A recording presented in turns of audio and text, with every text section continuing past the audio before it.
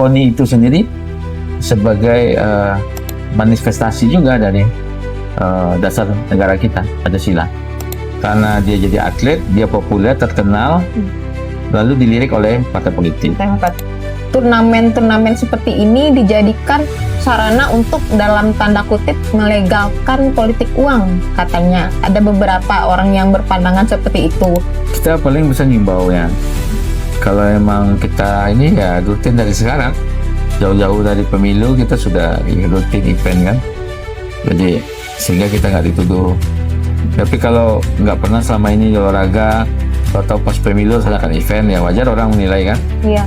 KONI memang karena dia bukan lembaga politik, jadi tidak ada secara eksplisit gitu ya. Iya.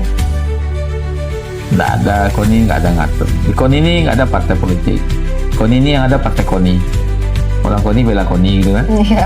KONI nggak boleh, karena mungkin pengurus KONI ini partainya nggak sama dengan anggota dewan itu, incumbent gitu ya, lalu dia halang-halangi, itu nggak boleh. Insya Allah kita bisa menyuarakan apa yang disuarakan Bawaslu, nggak ada masalah. Bawaslu maunya apa, ayo sampaikan ke kita berkolaborasi.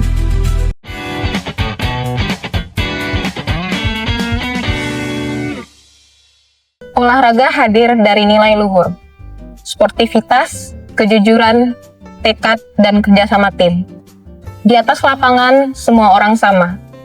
Tidak peduli latar belakang, tidak peduli ideologi, semua harus mentaati aturan yang sama.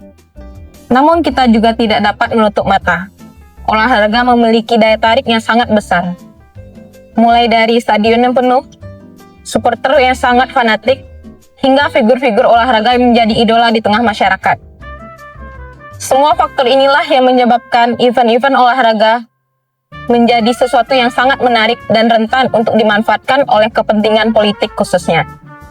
Oleh karena itu, kita hari ini telah kedatangan tamu yang sangat istimewa, Ketua dari Komite Olahraga Nasional Indonesia Provinsi Sumatera Barat, Bapak Hamdanus. Selamat datang Bapak di podcast kami. Baik, Assalamualaikum warahmatullahi wabarakatuh. Salam sejahtera untuk kita semua. Buat pemirsa channel Bawaslu Sumatera Barat dan IG, saya senang bisa hadir di sini. Iya Pak, kalau berbicara tentang sejarah KONI itu sendiri, ini erat kaitannya dengan proses perjuangan kemerdekaan Indonesia ya Pak. Bahkan KONI sudah hadir sebelum kemerdekaan Indonesia itu sendiri. Bisa diceritakan sedikit Pak tentang sejarah awal terbentuknya KONI di Indonesia? Ya, memang dari sejarah Komite Olahraga Nasional Indonesia, mulai dari proses awal berdiri, kemudian dideklarasikan, dan akhirnya bernama KONI. Memang kalau KONI itu di tahun 46 ya, tapi sebelumnya ada Ikatan Sport Indonesia. Iya. Tahun 38. Didirikan tanggal 12 Oktober 1938. Proses awalnya dari tanggal 5 Oktober ya. Jadi itu sejarah KONI, sehingga betul yang disampaikan oleh Intan bahwa dia sudah ada sebelum Indonesia merdeka. Iya, sebelum Indonesia merdeka. Artinya ikut di dalam proses kemerdekaan pastinya. Ada andil yang sangat besar ya Pak KONI ini dalam perjuangan pemuda dan olahraga di Indonesia. Nah Bapak, kalau untuk kiprahnya di daerah di Sumatera Barat sendiri itu sejak tahun berapa itu Pak kalau KONI ini sudah aktif di Sumatera Barat? Ya, di Sumatera Barat sejak awal juga sejak awal, tapi memang baru setelah mungkin zaman Orde Baru ya, yang lebih intens KONI di Sumatera Barat. Nah, kemudian dengan mengikuti PON, kemudian melaksanakan Porprov, kita Sumbar ini sudah Porprov insya Allah yang ke-16 tahun ini insya Allah. Porprov yang ke-16. Ini memang sebelum Indonesia merdeka, mungkin belum ada porprov. Iya. Setelah Indonesia merdeka, zaman Orde Lama juga tidak stabil, kalaupun ada tidak stabil karena kita gonjang-ganjing politik dalam negeri juga mempengaruhi. Nah, tapi setelah Orde Baru 66 ya, saya kira sudah rutin porprov itu ada, dan termasuk organisasi KONI sendiri di Sumatera Barat. Dahulu ketua umum itu adalah kepala daerah sendiri, Pak Gubernur. Nah, baru ada ketua harian. Terakhir ketua KONI itu adalah yang dari gubernur itu Pak Gembong Fauzi. Ketua hariannya Pak Indomat. Baru setelah itu lepas dari kepala daerah, baru dipilih ketua umumnya. Nah, makanya nama Prof. Sadir Batiar adalah ketua umum KONI pertama yang bukan ketua harian tapi ketua umum beliau. Nah, itu sepanjang itu KONI tentu mempengaruhi persatuan sesuai dengan era waktu itu. Artinya KONI tentu ikut bersama-sama ketika masa Orde Baru, kemudian masa reformasi, ikut mengawal. Nah, sebagaimana juga KONI Indonesia, KONI Pusat, ketika tahun 48 ya, itu dilaksanakan Pekan Olahraga Nasional untuk pertama kali. PON ya, Pak. Pertama kali. Itu tahun 48 masih saat agresi ya, itu bisa dilaksanakan dengan semangat persatuan. Ya. Di saat masih ada dinamika pasca 45 kan, sudah mampu dilaksanakan. Nah, dan itu juga membuktikan kepada dunia bahwa Indonesia itu sudah berdaulat karena ada Pekan Olahraga. Karena ada Pekan Olahraga Nasional itu ya, Pak. Dan itu kalau ditanya, itulah yang paling menyatukan bangsa ini.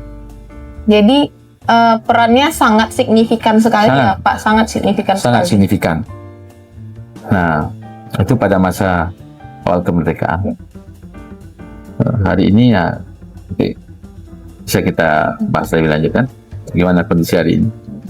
Jadi kalau untuk Pekan Olahraga Nasional itu kan bisa menyatukan berbagai suku, berbagai daerah di Indonesia gitu, Pak. Kalau untuk Pekan Olahraga di provinsi yang porprov itu, apakah itu juga bisa menyatukan daerah-daerah, kabupaten-kabupaten kota yang ada di Sumatera Barat, Pak? Apakah dampaknya sama dengan PON gitu, Pak? Oh iya, pasti. Karena tentu rasa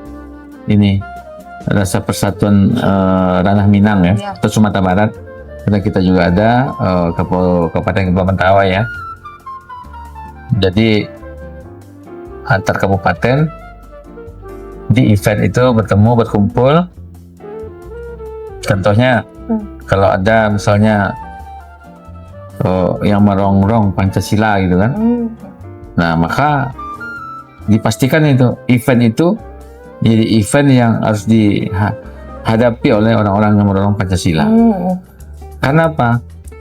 Kan lambang KONI itu, coba lihat lambang KONI itu ada sayap 2 warna kuning yang di luar itu kan, itu sayap burung Garuda, melambangkan kekuatan bangsa.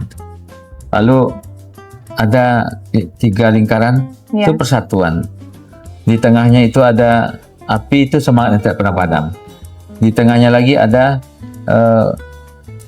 bunga teratai, itu lambang kejujuran dan kesucian.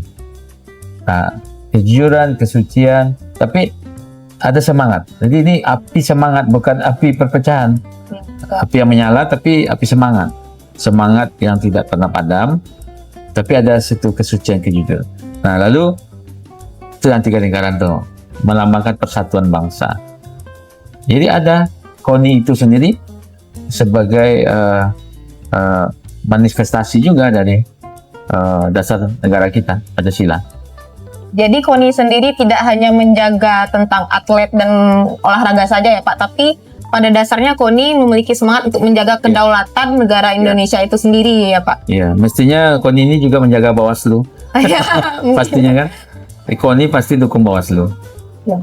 Oke, apakah Bawaslu mendukung KONI?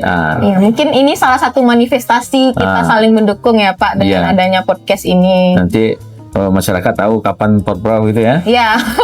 Kalau untuk tahun ini sendiri Pak, itu? Insya Allah 2 Oktober. Sudah diputuskan di Rakor Kepala Daerah terbatas beberapa hari yang lalu. Iya. Baru diputuskan setelah sebelumnya ada direncanakan Juni-Juli. Tapi demi kebersamaan sesuai dengan semangat persatuan yang ada di logo KONI itu. Ya, baik. Akhirnya biar ikut semua daerah-daerah yang belum menganggarkan, kita tunggu ada perubahan anggaran dan ikut semua. Baik Pak, kalau sekarang ya Pak, berapa cabang olahraga yang dinaungi oleh KONI Sumbar Pak? Ya, cabur itu sekitar 70. Nanti yang dipertandingkan, karena 70 itu termasuk yang yang baru-baru juga, dipertandingkan sekitar 40-an. Nah, sekarang mungkin kita bisa masuk ke inti dari podcast kita ya Pak. Bagaimana politik itu ternyata dengan olahraga saling mempengaruhi gitu ya Pak. Misalnya kita lihat di contoh kasus lah di internasional seperti atlet-atlet, mantan atlet Manny misalnya di Filipina, seperti Romario yang di sepak bola legendaris dari Brazil yang pada akhirnya ketika mereka itu telah menjadi mantan atlet memutuskan untuk masuk ke dunia politik gitu Pak, menjadi senator dan masuk ke parlemen gitu. Menurut Bapak fenomena ini bagaimana pandangan Bapak terhadap fenomena ini? Orang-orang yang dulu merupakan atlet setelah mereka pensiun memutuskan untuk berkecimpung di dunia politik Pak. Ya, itu mungkin juga salah satu efek dari pemilihan langsung, one man one vote kan, sehingga karena dia jadi atlet, dia populer, terkenal, lalu dilirik oleh partai politik atau masyarakat memberikan aspirasi agar yang bersangkutan mau dicalonkan calon DPD, kalau partai calon DPR, DPRD, calon kepala daerah kan, partai politik kan. Jadi itu sebetulnya konsekuensi dari undang-undang pemilu, undang-undang pilkada. Adapun mungkin pada masa Orde Baru mungkin ada ya, tapi saya nggak data siapa atlet-atlet yang akhirnya jadi anggota DPRD atau DPR RI. Waktu itu belum ada DPD kan. Mungkin ada, walaupun mungkin nggak sebanyak setelah Orde Baru. Jadi kalau ditanya, kalau atlet ya mungkin ingin pemilu langsung, ingin pilkada langsung, ingin suara terbanyak kan. Ya, sejalan dengan keinginan Bawaslu kan? Iya, sejalan Pak. Selama undang-undangnya itu kan? Iya, kita lihat saja nanti bagaimana perkembangannya ya Pak. Iya, kalau undang-undangnya berubah, Bawaslu pasti ikut undang-undang itu juga. Tapi tentu atlet agak kesulitan, mantan-mantan atlet ya mungkin. Karena dia sudah punya investasi sosial. Iya, benar. Karena dia pernah membela daerah, membawa kebanggaan, lalu dia populer kan? Benar Pak. Jadi ibaratnya dia mantan atlet itu udah ada modal ya Pak, modal yang dikenal oleh masyarakat luas gitu ya Pak. Dan kadang-kadang kan atlet itu juga dipandang hero gitu kan Pak, dipandang sebagai pahlawan nasional gitu untuk mengharumkan nama bangsa. Mungkin itu yang mendorong mantan atlet itu yang akhir-akhir ini dengan mudahnya masuk ke dunia politik gitu kan Pak. Nah, kalau di Sumatera Barat, Pak, bukan di Sumatera Barat sih, di Indonesia misalnya, Pak, akhir-akhir ini kan, misalnya klub-klub sepak bola umumnya, Pak, itu kan banyak yang dimiliki oleh tokoh politik. Menurut Bapak, apakah hal tersebut wajar atau itu rentan adanya, Pak? Karena dengan memiliki bisnis klub sepak bola tersebut, otomatis ketika masa kampanye itu mungkin klub tersebut tidak netral dan terkesan memihak dengan pasangan tertentu yang memang notabene dimiliki oleh tokoh-tokoh politik tersebut. Bagaimana pandangan Bapak? Sebetulnya kalau itu dia kondisional ya. Jadi yang paling penting kita tanyanya sama anggota klub atau sama perguruan. Kan kalau di olahraga ini kan ada perguruan, ada klub ya. Kalau misalnya di karate ada perguruan, Lemkari, Inkana, Sinkado kan. Kalau di bola ada klub. Nah, klub sepak bola yang ada. Kalau ditanya dari sisi baik tidak baiknya ya kita tanya apakah perguruan ini beruntung nggak dipimpin oleh politisi gitu kan atau didanai oleh politisi. Secara umum saya melihat malah memang dengan kesadaran diminta seorang politisi jadi memimpin organisasi olahraga atau semacam dewan penyantun, karena memang politisi sekaligus mau dia pengusaha mau nggak pengusaha dia punya satu kewenangan dari menyalurkan dana APBD, APBN yang bisa dimanfaatkan oleh klub atau perguruan olahraga, perguruan ilmu bela diri atau klub-klub olahraga yang lain bisa bermanfaat, tentu juga sampai ke atlet. Atlet yang harus bertanding lalu tidak cukup dengan bantuan yang standar, lalu mungkin dengan anggota dewan punya dana pokir misalnya. Nah, akhirnya atlet-atlet terbantu. Kita lihat, mesti lihat dari sisi itunya, bukan kalau negatif adalah semua ya. Iya, benar. Kadang orang di masjid aja bisa berbuat maksiat kan. Iya. Kalau kita lihat dari sisi negatif, berbalik ke orang. Sama dengan orang yang di masjid tadi, itu satu dari berapa, ya kan? Nggak mungkin satu. Nah, atau ada mungkin oknum ya, politisi yang kalau kita pemilu pernah ingat ya, ada dia ngasih bantuan lalu nggak terpilih, ditarik lagi bantuannya. Nah, saya belum ada pula mendata, ada nggak politisi di olahraga ada habis kasih bantuan peralatan olahraga lalu diminta lagi gitu kan? Nggak belum terdengar juga sih. Cuman kalaupun ada, pertanyaannya satu dari berapa? Angkanya mungkin kecil. Dan itu juga bentuk sikap negarawan. Ketika karena itu udah nama baik bangsa, nama baik daerah yang dipertaruhkan, tapi memang di event olahraga.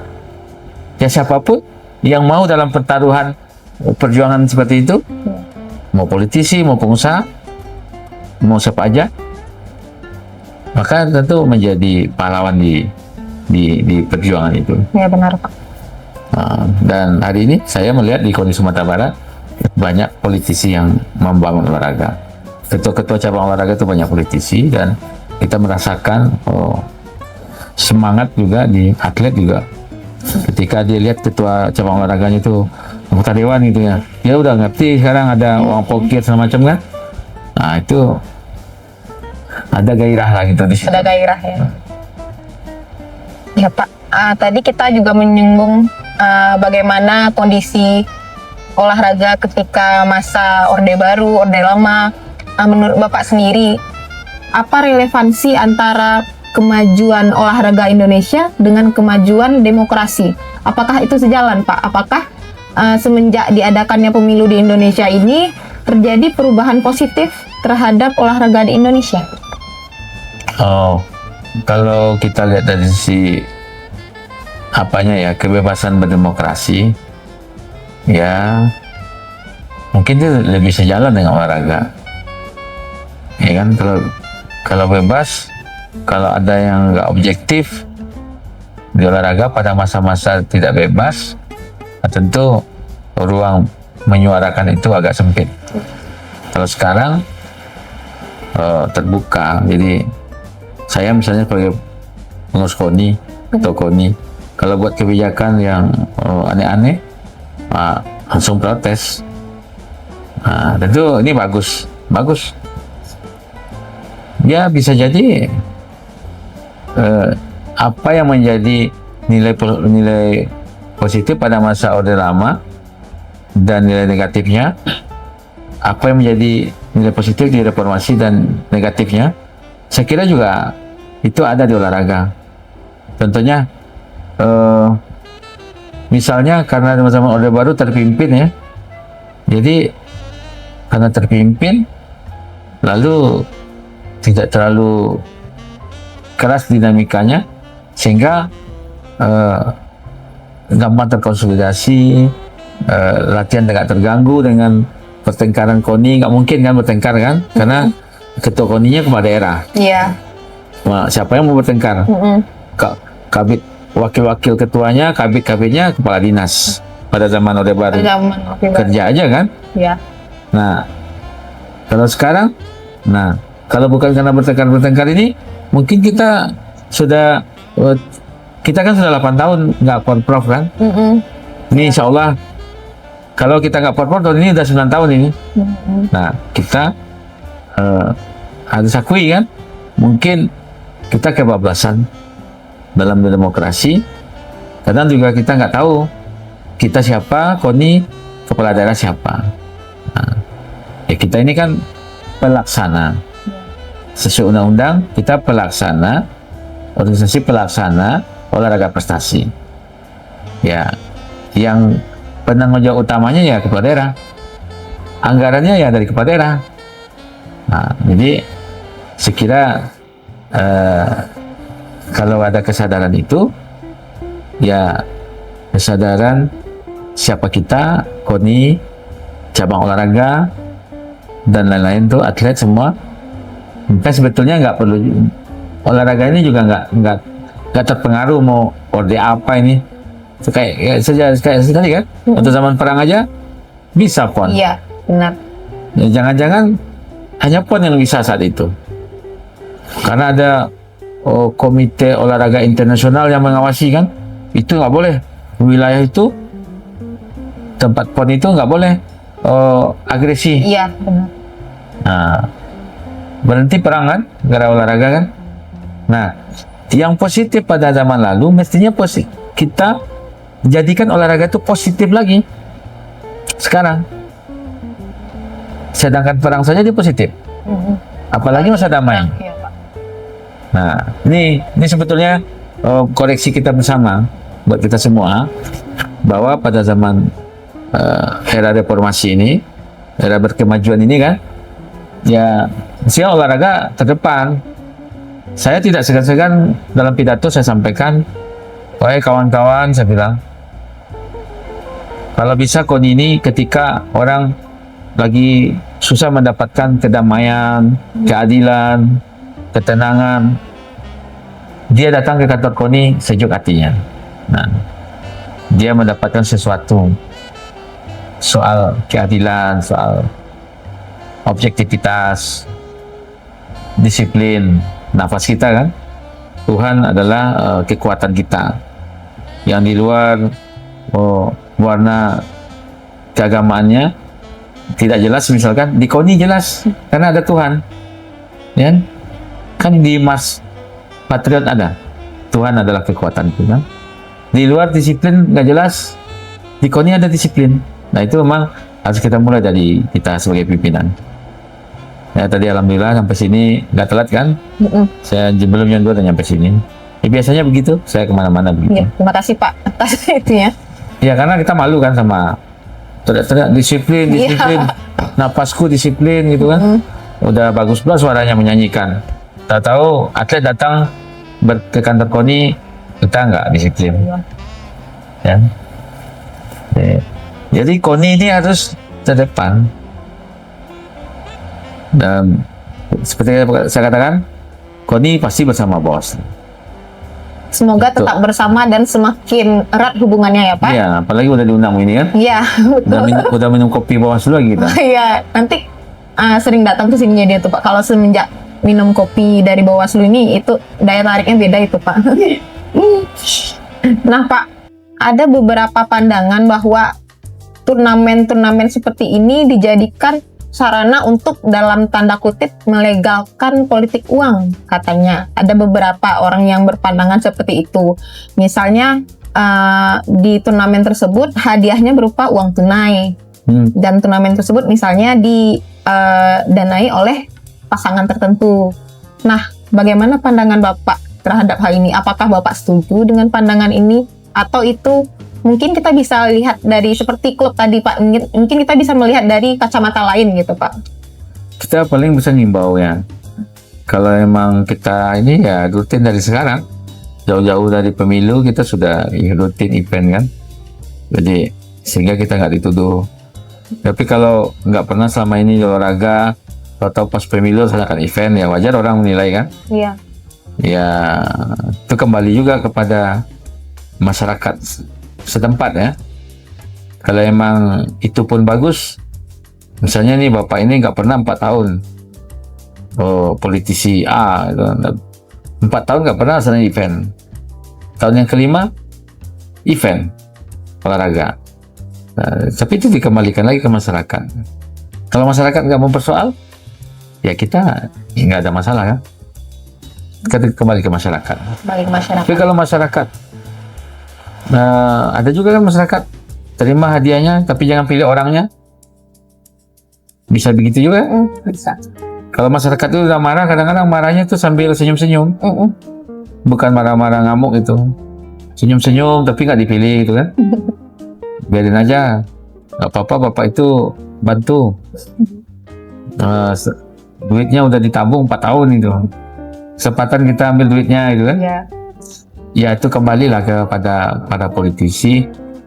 Itu saya juga menghimbau ya politisi ya dari sekarang gitu, event misalnya zaman ini 2026 event hadiahnya 5 juta gitu kan, misalnya 10 juta ya, 2026 begini, 2029 2028 begini juga nggak ada masalah ya. Tapi kalau sekarang setiap dihubungi oleh panitia kabur, nggak bisa dihubungi.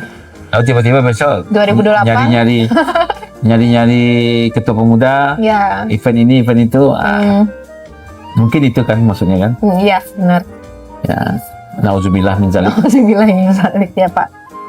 Nah, pada pemilu dan pemilihan tahun 2024, apakah KONI sendiri ada program-program khusus gitu Pak untuk mendukung pemilihan ini dan kepada anggota-anggotanya untuk menekankan stop politik uang, stop melakukan pelanggaran? Apakah dulu KONI pada beberapa tahun yang lalu itu ada program-program seperti itu Pak?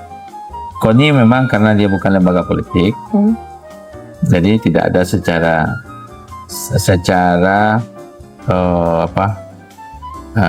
eksplisit gitu ya. Nggak ada, KONI nggak ada ngatur. Di KONI ini nggak ada partai politik. KONI ini yang ada partai KONI. Orang KONI bela KONI gitu kan. Iya. Jadi ya anggota dewan mau partainya apa, partai merah, partai kuning, partai oranye, partai biru, partai hijau. Kalau dia memang misalkan dia alokasikan anggarannya buat atlet, buat cabang olahraga, ya kita salurkan. Dan itu bisa di tahun politik, bisa di luar tahun politik. KONI paling menjaga itu. KONI nggak boleh, karena mungkin pengurus KONI ini partainya nggak sama dengan anggota dewan itu, incumbent gitu ya, lalu dia halang-halangi, itu nggak boleh. Nah, itu saya kira nggak boleh. Itu politik yang apa namanya itu, penyimpangan itu. Jadi KONI tidak ada. KONI positif aja melihat politisi. Toh KONI juga terbantu dengan politisi. Ya karena tidak selamanya politik ini kotor ya Pak. KONI nih merasa dibantu politisi. Nah mestinya kalau politisi merasa dibantu KONI juga kan? Kan nggak bisa uang diambil dikasih langsung, kan nggak bisa. Uangnya ditaruh dulu di KONI. Dana pokir kan dihibahkan ke KONI Sumatera Barat. Lalu KONI Sumatera Barat mengalokasikan, membelikan alat peralatan, apa yang dibutuhkan oleh para atlet melalui cabang olahraga, melalui perguruan.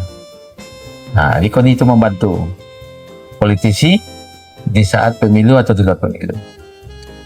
Nah, itu mungkin jika pemilu nanti pengawasan kita lebih perkuat aja. Ya. Supaya nggak ada yang menyalahgunakan. Ya. Mungkin nanti bisa kita pererat kolaborasi kita ya Pak, pas ketika tahun-tahun pemilu itu sudah mendekat ya Pak. Nah, untuk melanjutkan hal tersebut, bagaimana pandangan Bapak peluang dari Bawaslu dan KONI itu menjadi mitra yang kuat Pak untuk menjaga pemilu pada tahun 2029 nanti? Iya, insya Allah kita bisa menyuarakan apa yang disuarakan Bawaslu. Nggak ada masalah. Bawaslu maunya apa, ayo sampaikan ke kita. Kita berkolaborasi. Ya, ini saya bukti saya diundang langsung datang. Nah, karena kita melihat ini semua tugas-tugas kenegaraan, pengabdian terhadap negara bangsa kita. Semangat Bawaslu sama lah dengan semangat Bung Karno, Bung Hatta kan? Sama. Semangat kita sama, KONI. Semangat menjaga bangsa ini. Ya, menjaga kedaulatan. Sama-sama Bawaslu, sama stop politik uang, sama kita. Sama. Apalagi pemilu yang bersih sama. Integritas Sama. Kita juga di KONI itu sekarang pembenahan. Kita digitalisasi, transparan. Kita belajar sama Bawaslu, sama KPU kan, penyelenggara. Karena di samping kita pelaksana ya, tapi sekaligus kan kita jadi wasit juga. Wasit dalam pengertian pembuat regulasi, menengahi. Kita kalaupun nggak jadi wasit langsung kan kita membayar wasit. Owner wasit kan KONI bayar gitu kan. Nah, itu kita sama kan dengan Bawaslu. Iya, sama. Kalau nggak adil kita sebagai pengadil kan, orang mau cari kemana lagi keadilan kan. Kayaknya saya selalu berusaha mengajak pengurus KONI itu, lah kalau yang bertengkar kita damaikan. Biasalah yang bertengkar ya. Kadang-kadang orang habis berkawan cakapnya kan. Iya. Yang bertengkar kita satukan.